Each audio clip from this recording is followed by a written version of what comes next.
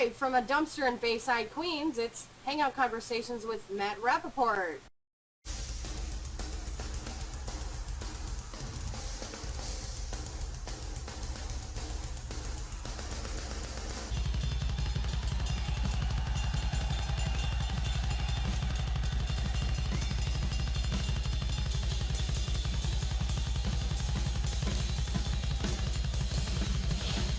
Go Animal.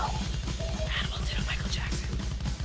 Hey everybody! Welcome to another edition of Hangout Conversations with Matt Rappaport. I rap a Chardonnay, I also rap a mean beat, I rap hip-hop, yo, I don't know what I'm talking about. I like to rap presents too. We're coming to you live from Google Plus Hangouts. This is the aforementioned title. This is episode number 123, Trace. We had an awesome Jeffrey Powers, no relation to Austin, last week. And our first show with DJ Daniel Armendariz. We have Bobby Joe Woods helping us out. She's awesome. She's number 1, 2, 3, 4, 5, all that same combination I have on my luggage that I have to change.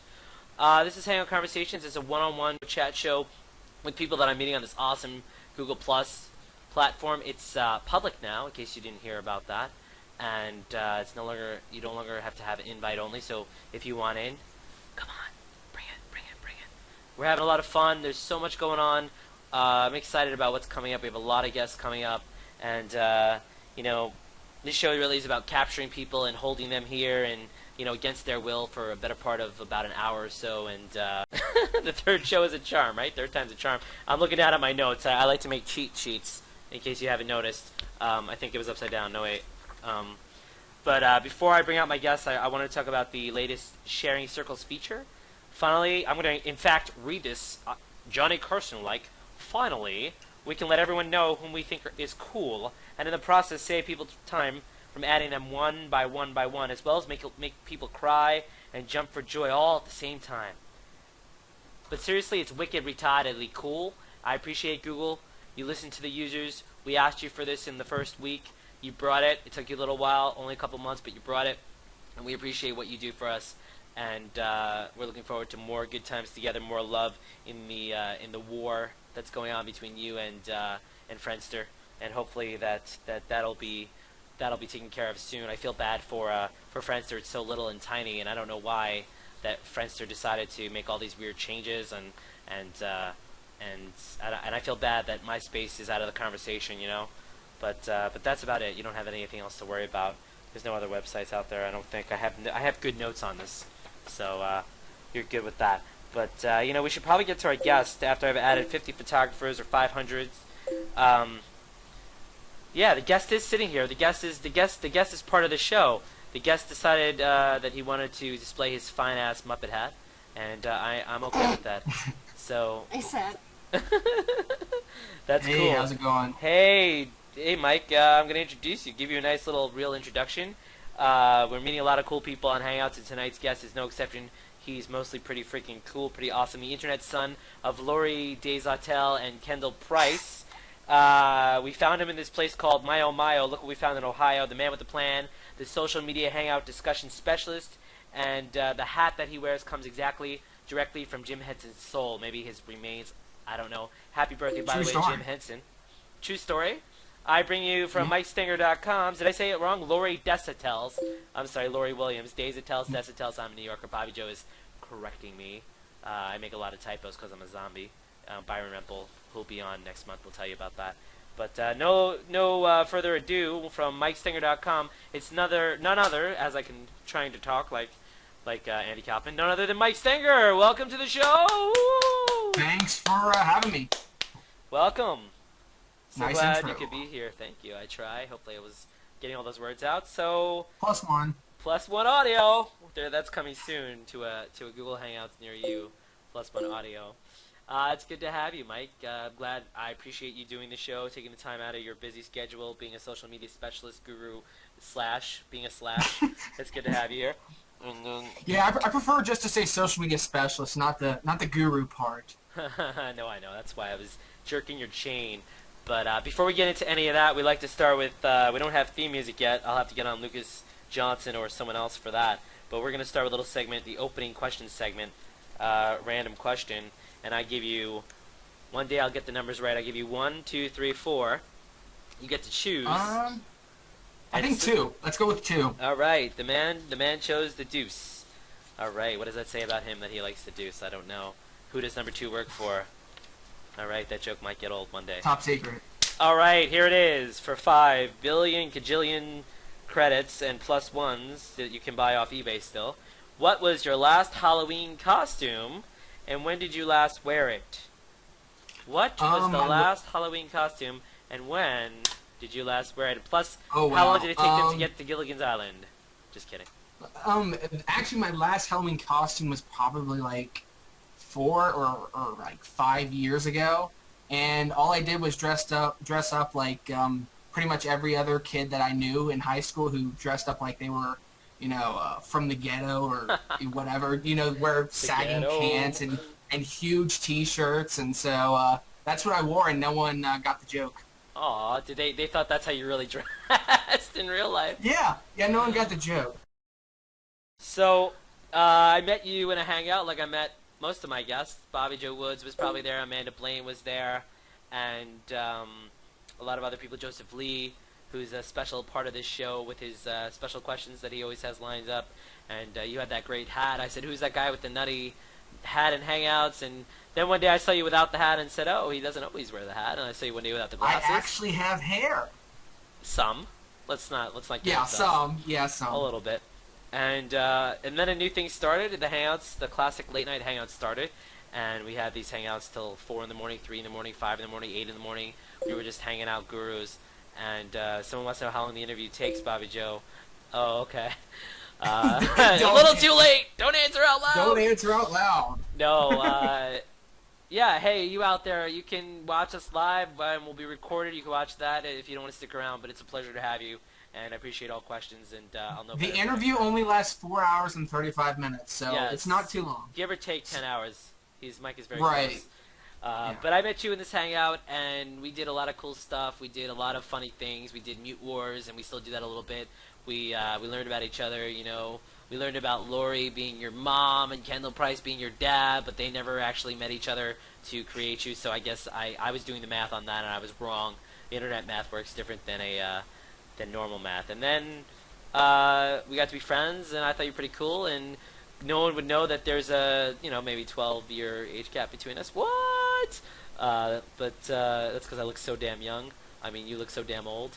And here we are. So it's good to have you. Thank you. And your ghetto costume, hopefully you'll have a, I don't know if are you gonna dress up this year? We didn't follow up with that. Are you gonna? I haven't dressed up for Halloween in a while. What? All right. Yeah. That's because you're too busy dressing up on G+. But I don't remember the last thing I was. Right. I think I went to a little party, and by party I mean there was like 6 of us sitting around watching like the baseball playoffs, and I was wearing some Dracula cape and some black outfit, and if that was Halloween, I guess. So you're a big Red Sox fan. No, I'm a Mets. I'm a Mets fan actually. I was like, it was the Yankees and the Phillies, and I was like, it was hard for me to root for. But we don't want to. Let's not talk about sports. Let's talk about social media. Let's get right into it with social media. And there's been a lot of changes in social media. Let's get right into that. Let's start with the site that I didn't mention in my intro because I feel like, who needs to talk about Fbook? But Fbook, as some of you know it, ZuckDog Book, has come out with a couple of changes. Only like 1 or 2, Yeah, just a couple. Changes, just a couple. Nothing big. Nothing big. Nothing major, but what are your thoughts on some of these changes? And do you think that it's alienating the current users? And it's my belief that Facebook didn't. Some of these changes were made to benefit Facebook and like the top users and the personalities more so than the actual users, and also that it was done. Really, they want to monetize Facebook. They haven't monetized Facebook really in a real way, and they have all this access to our information. So, I feel like they're trying to key advertising spots and all that. But definitely, the floor is yours. Facebook changes, good, bad, thoughts. Like Yeah. I mean, honestly, I like the Facebook changes. The thing is with Facebook, I can kind of see what you're saying about you think the changes are more to benefit Facebook. I mean, the whole thing with Facebook is they want our information, and with the new timeline, they're definitely going to get that. And also with the changes to their Open Graph, there's going to be abilities for people to share even more stuff, such as Spotify, which is a music service. They now have integration with that, so whenever you listen to a song, it shows up in that right-hand side live ticker. So that's really what Facebook is working on, getting people to share more information. And yeah, it is kind of benefiting them, but I mean, again, it's a free site and it's a free platform, so where we don't pay for it, financially, we pay for it with giving out more of our information. Yeah, and also they're also, in addition to that, Netflix, Hulu, and every other relationship that they have with shopping and all that should be interesting. But you said you actually like the changes. I know the subscribe button has made it more like Twitter and G Plus, and it's interesting to see how they're sharing mutual friends and people that you subscribe to or people that your friends subscribe to, and it seems like more and more they're showing you stuff that you didn't ask to see or you didn't think that you should be able to see, and there's a lot of issues with that. And also, it was always public to see someone liking something or become friends with somebody, but you'd actually have to go to their profile a lot of times versus seeing it on the ticker. So what do you think? Those two things, those two aspects, copying that Facebook Twitter thing about, oh, now people that aren't really your friends can connect with you, and also the ability for you to see everything on a ticker and see every solitary thing that people do. So let's say you're a guy and you are dating someone, but you like a girl's picture. That's not that girl, and she goes, ape doo-doo. Can we say doo-doo? Ape doo-doo over. Do you think there's a lot of drama involved with all that? Yeah, I'm sure there could be drama involved, but I kind of I like that you can now subscribe to people. Yeah, it's kind of a play directly from Twitter, but too, I don't know if anyone remembers Facebook. They used to not have real time. The news feed used to not update in real time, and then shortly after after Twitter started getting more popular, then they implemented that, and so they've been, yeah. I mean, the thing is with social networks is they all copy from each other in some way. But like the live ticker, for me, it can get a little bit annoying. But Facebook's done a really good job because I found myself spending more time on Facebook since they've made those changes, which is exactly what the heck they want. Yeah, me too. And I mean, I still spend more time on G Plus, but I have been spending more time now that my time has been. It used to be like 99 or 98 too, and now it's more like 75-25 or something like that. So 80-20. So there's definitely more over on Facebook now. But in the same regard, G Plus, which we're on right now, this awesome Hangout platform, which Facebook does not have, even though they're probably developing one with Skype right now, or they already have one coming. What do you think about the new G Plus changes? There's been a lot of G Plus changes. I mentioned the newest one of sharing of circles. We're in a brand new Hangout, as you can tell. Our other shows were in the old Hangout. This is the Hangout with extras. So the other one's still around, but a lot of different changes. You want to talk about your favorite, about what you like, about or just are the changes for G Plus good in the same sense that they are for Facebook, or comparing the two different sets of changes, or they're not comparable? Oh yeah. I think the G Plus changes are great because the last thing you want to do is launch a social network and not start implementing changes and new features. I think one of my favorites was the one they released yesterday, which was sharing of circles. I think was really cool. And two, I might be a little bit biased. I mean, to be honest, because I've had nearly 600 people add me since last night simply because of sharing circles. But I think that's a cool feature. But I mean, there's a lot of really good ones.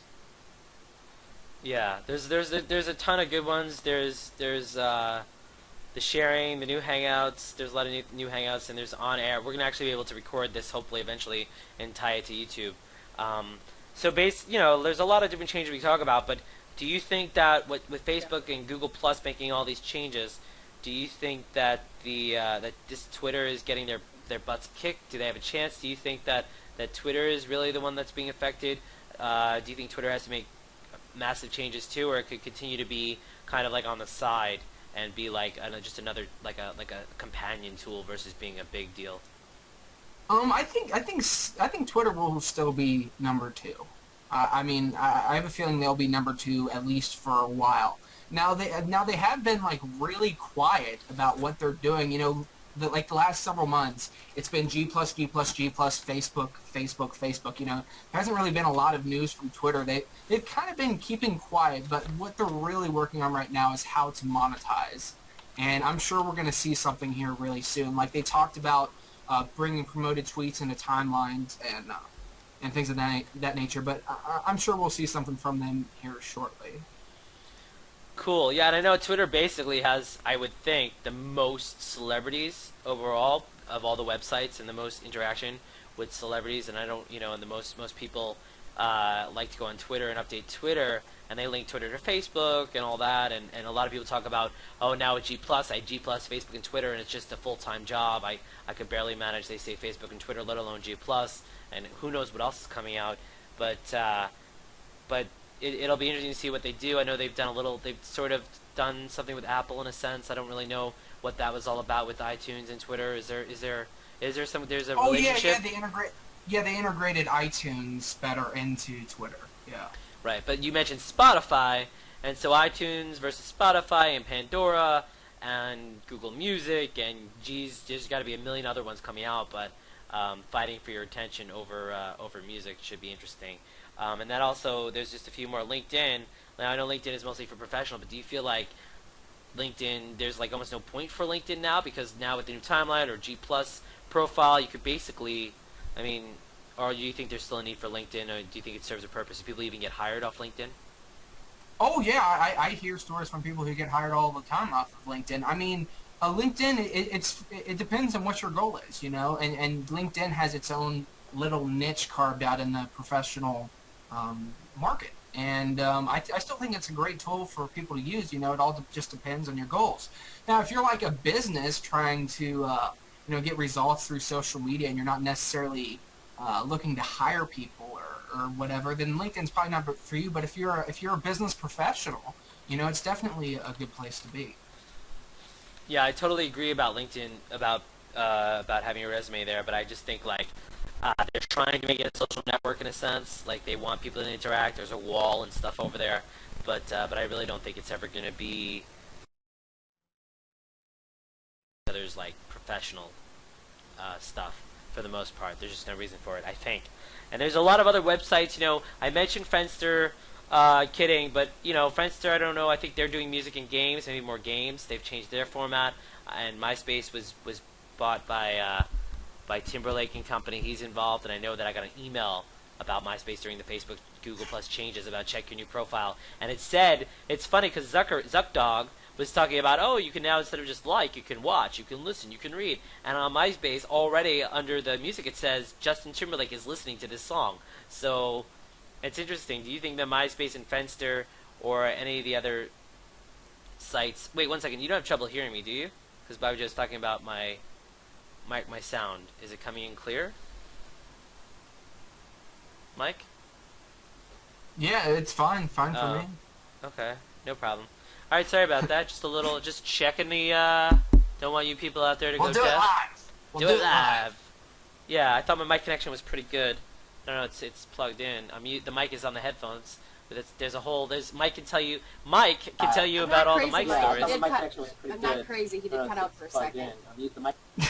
That was Bobby Joe with my echo, and yeah. Anyway, I'm glad that's secure. So these other websites, MySpace, Friendster, there's Unthink.com, which I've been seeing promoted for. I kind of dabble with another social media company, but do you think that any of them have a chance, or do you think they're going to be mostly very niche, like MySpace is going to continue on the music path, and Friendster will be a place for games and things like that instead of trying to be everything? They'll be very niche. Yeah. That's pretty much the answer to that question. That is the and correct some answer. of them might not even last, but although like Friendster and a few other social networks, they're really popular overseas. So they continue to do well. And like MySpace, yeah, they still have a decent-sized user base, but they won't become like a Facebook, for example. It's just not going to happen at this point. Let's go to our audience. Bobby Joe Woods actually has a question. Her question was, and she's not just our audience, she's more than that. Bobby Joe says, you've been quoted in your blog as saying that there's some aspect of social media which is bull. Can you expand on what you mean by there's some aspect of social media which is BS? That's her question. Mike?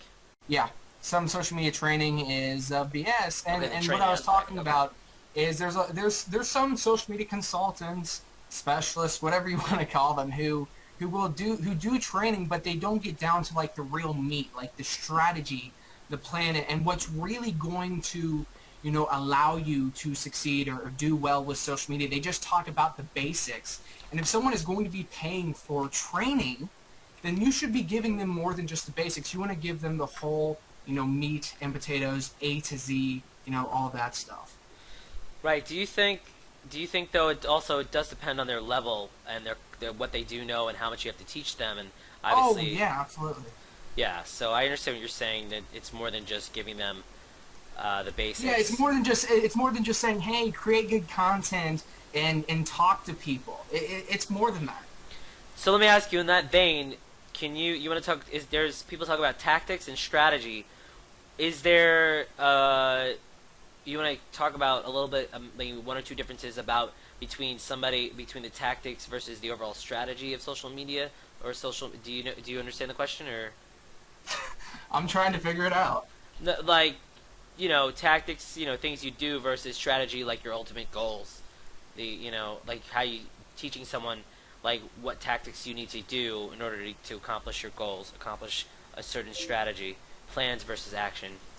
With BJ chiming in.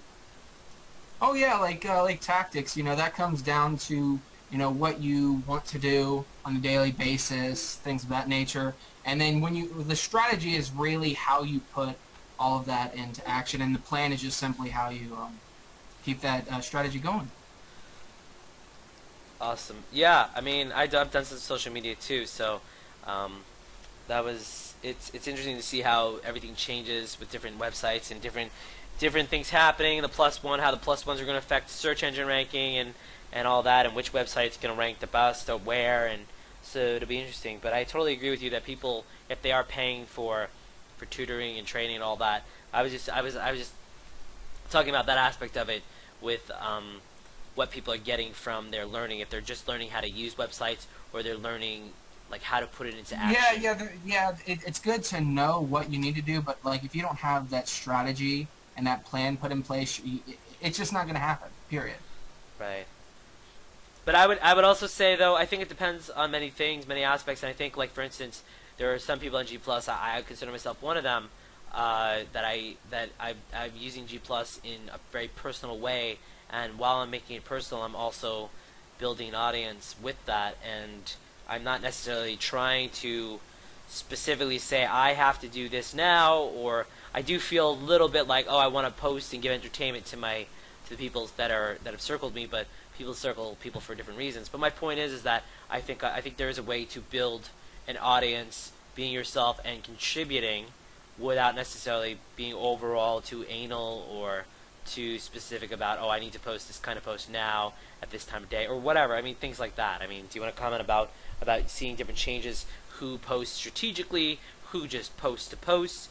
Different things like that. Have you noticed any patterns or anything on G Plus specifically? Not really with others. There hasn't really seemed to be, as far as with Google Plus, there hasn't really been, I haven't seen any patterns as far as, like, do they have this specific strategy of when to post and things like that. Now, that I will say, though, that I, like when I have new blog posts, I actually use an app called Buffer, Okay. which basically schedules your posts to go out during the best times during the day. That's part of my strategy of getting new content out there, but I still interact. But I don't really see any. I haven't necessarily seen any patterns with other people, but I don't really pay attention too much to, what other people are always doing. Right. Okay, that makes sense. There's a lot going on, and there's a lot of, and you said you're on Facebook too, doing a lot there. Oh yeah. There's a lot of different people posting stuff. It's hard to you can't keep up with everybody. I mean, that's just how it is. Bobby Joe can't even keep up with the Buffer app, she's saying, but she loves it. I don't use it specifically. Excuse me. That's good coffee. Let's do something that I like to call G4. We'll one day in the future have a graphic, and this G4 is brought to you actually by Plus Joseph Lee. And G4 is a rapid fire type of thing, but Joseph Lee, because it's you, Mike Stenger, he decided to give you a little more normal than necessarily. Gosh. Sometimes there's this or that, but Joseph Lee has prepared this specifically for you. G4, I'm worried. number one, and this is a question I've had on my mind. I wouldn't phrase it like this, but I think everyone that's watching this show, that's tuned in to watch this show, wants to know, and I kind of hinted at it at the beginning of the show. Who did you have to kill for that hat? Well, I usually don't like to talk about it because it's a very depressing story. But just in the woods one time, I was out hunting and I saw the magical Muppet and saw his friend, and that was it. Magical Muppet. Did you feel That was bad it. about killing the magical Muppet? Aren't all Muppets Yeah, but magical? they were pretty much already extinct, so I wasn't too worried about it. All right. Number two. This is also a big one. Muppet Killer. How many freckles do you have? Joseph Lee wants to know how many freckles. I have I the. counted. I have 112,334. That is the correct answer. You. Is it true that you love potato products? Number three. Is it true that you love potato products? I knew he would ask that just because I'm a redhead and Irish. Yes, potato What? products are good, but they're not my favorite. Follow up. Do you like beer? That's from me. Yes, I do like beer, Bacon. and I may not because I'm German, but yes, And and Irish, but yes. and what about bacon? Everyone loves bacon. That's true. Yeah. Hey, speaking of bacon, what was your real quick side note? What was your You had some involvement with Bacon Cat. I know Joseph. We had Jeffrey Powers last week. Joseph Lee. What was your contribution? I believe you were in a Bacon Cat, right? No, I didn't really have, I wasn't really affiliated with Bacon Cat or did anything with Bacon Cat. However, I did have the Bacon Cat ringtone, but I Exactly. don't think it's, Can you yes. play it for us? Do you have it queued up? Oh, wait, I have my, there we go.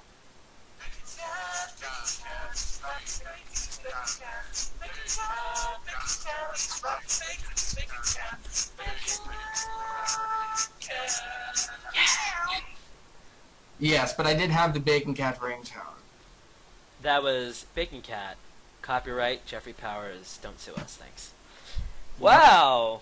And one serious question. This is the barn burner. Is it boring in the Midwest? Is the Midwest boring, Michael Stenger?